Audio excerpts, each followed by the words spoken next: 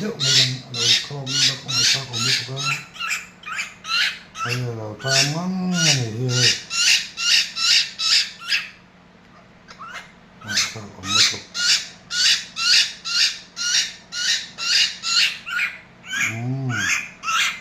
ing vang ngheเลยโอ้ที่กันน้องมันโอ้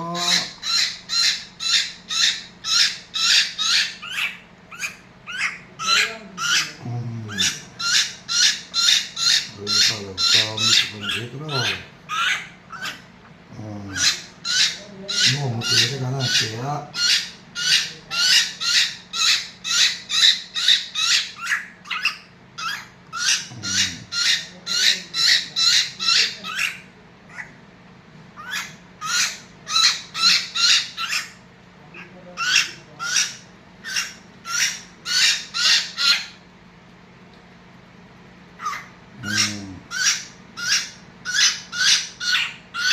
Kaputui.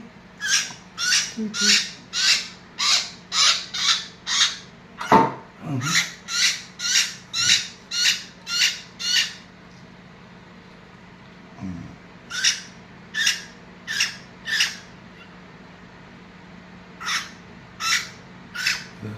Bây giờ nó khởi nó khởi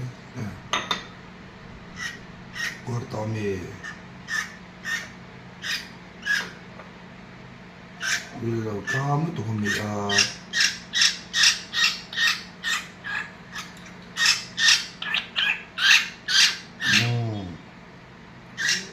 một cái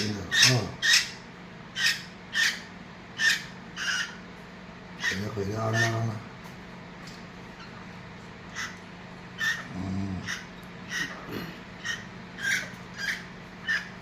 số bố thế cả lão chơi đi gặp tròn đấy là tí nào em có điều là tí nào ăn xua này đòn nha,